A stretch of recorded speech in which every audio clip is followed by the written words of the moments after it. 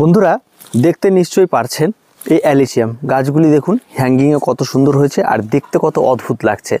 Last একটি খাবার দিয়েছিলাম, খাবার দেওয়ার পর বলেছিলাম এই গাছগুলি দেখতে অত্যন্ত সুন্দর হবে এবং প্রত্যেকটা গাছ কিন্তু দেখার মতো হবে।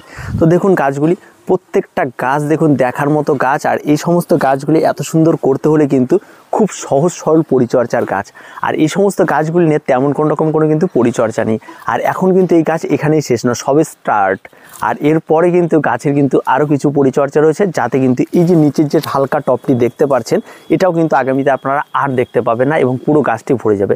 তো এখন যদি এই ধরনের গাছ আপনারা করতে চান, আর এখনও আপনারা যদি প্যাকেটিংভাবে চারা তো নিয়ে এসে আপনারা যদি এই সমস্ত হ্যাঙ্গিং পটে বসিয়ে দেন, তাতেও কিন্তু চারা তো কিন্তু এইরকম হবে। তো এখনকার যে সিক্রেট টিপসটি রয়েছে সেই টিপসটির জন্য আজকের ভিডিওটি, তো পুরো ভিডিওটি স্কিপ না করে দেখতে থাকুন।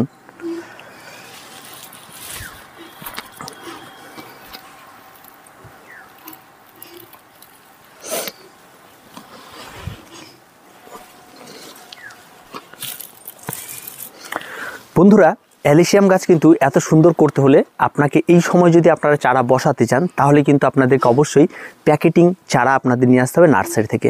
আর অন্তত এই ধরনের মাপের টবের মধ্যে আপনারা একটি চারা বসাবেন, কারণ এখনই কিন্তু চারা কিন্তু অনেকটা বড় থাকবে এবং এর মধ্যে দুটো চারা কিন্তু আটবে না, তার নিচে মাটি থাকবে।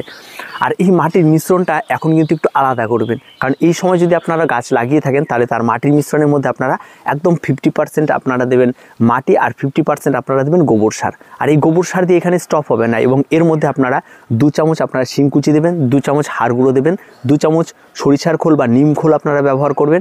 আর তার সঙ্গে সঙ্গে 1 চামচ পুরো অ্যান্টিফাঙ্গাল একদম পুরো অ্যান্টিফাঙ্গাল 1 চামচ ব্যবহার করবেন, আর 1/2 চামচ ফরাডন ব্যবহার করবেন।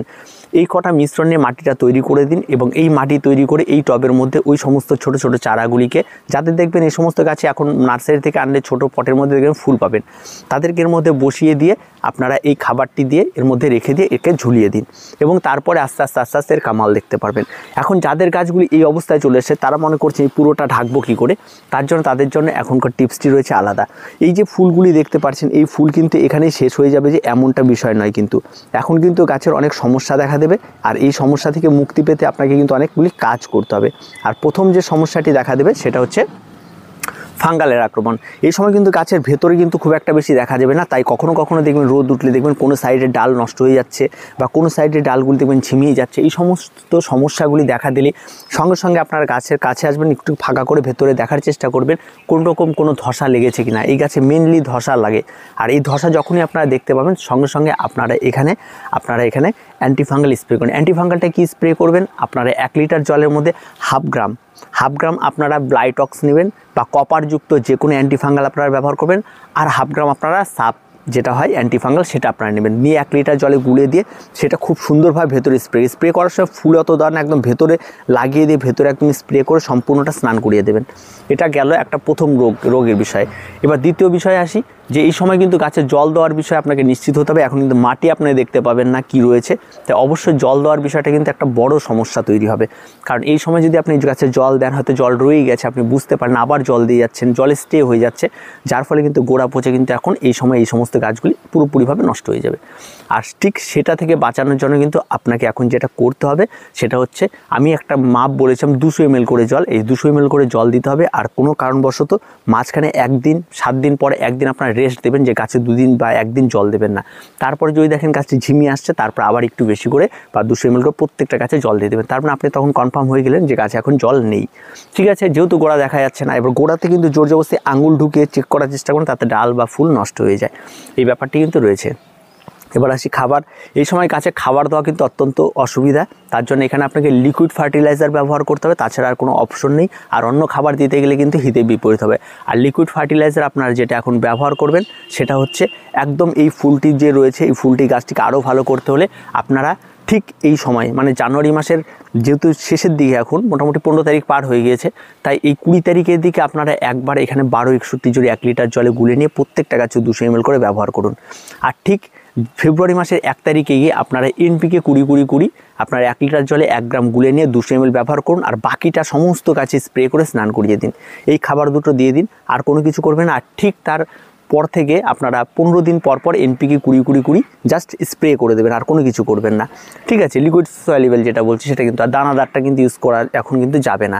এটা করতে থাকবেন, আপনার কাছে ফুলের কোন রকম কোনো সমস্যা তৈরি হবে না, আর কনস্ট্যান্টলি এগুলো ফুল দিতে থাকবে, বাড়তে থাকবে, গাছ পুরো ভরে যাবে।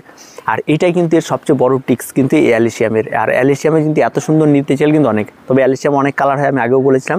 আমি জাস্ট হোয়াইটটাই বেশি পছন্দ করি, তাই হোয়াইটটাই আমি নিয়েছি। আর প্রত্যেকটা গাছ তো দেখতেই পেলেন, এখানে আরও একটি গাছ রয়েছে, এটাকেও দেখুন। জাস্ট মানে বলার কিছু নেই, এগুলো দেখতে পাচ্ছেন, এগুলো কিছু বলার আছে, কত সুন্দর দেখতে, এবং কিছু বলার না। আর প্রত্যেকটা ফুল কিন্তু অসম্ভব সুন্দর, সরিষার ফুলের মতো ফুল, ছোট ছোট ফুল কিন্তু হোয়াইট, আর এত পরিমাণে ফোটে যেটা কিন্তু আর কিছু কথা মানে কিছু বলার নেই এর, সত্যি। তো আর কিছু বলার নেই, এই সমস্ত টিপসগুলি আপনাকে মেনে চলতে হবে। আর সর্বশেষ যে কথাটি বলবো সেটা হচ্ছে মনিটরিং। অবশ্যই আপনার কিন্তু মনিটরিং প্রয়োজন রয়েছে। এই সমস্ত ভেতরে ঘাস তৈরি হবে, আগাছা তৈরি হবে, সেগুলিকে আস্তে আস্তে করে আপনাকে খুব সাবধানতার সঙ্গে মানে এর পরিষ্কার পরিচ্ছন্ন করতে হবে। হ্যাঙ্গিং ওঠা বা নামানোর ক্ষেত্রে আপনাকে দেখে শুনে করতে হবে, খুব সাবধানতার সঙ্গে করতে হবে। এই সমস্ত বিষয়গুলি, মনিটরিংগুলি কিন্তু আপনাকে করতে হবে। আর গাছের প্রতি প্রতিদিন নজর দিতে হবে, গাছে কি হয়েছে, কোনো সমস্যা আছে কিনা সেগুলো কিন্তু আপনাকে দেখতে হবে। তবেই কিন্তু আপনার গাছ সেরা হয়ে উঠবে। তাছাড়া কিন্তু আপনার ভালোবাসা না পেলে কিন্তু এরা কিন্তু কখনোই এত সুন্দর হয়ে উঠতে পারে না। তাই প্রত্যেকে গাছকে ভালোবাসুন, আর গাছের প্রতি ভালোবাসা চারিদিকে ছড়িয়ে দিন। তো ভিডিওটি আজকে এ পর্যন্ত। ভিডিওটি ভালো লাগলে অবশ্যই লাইক, শেয়ার এবং কমেন্ট করুন, আর আমাদের চ্যানেলটিকে অবশ্যই সাবস্ক্রাইব করুন।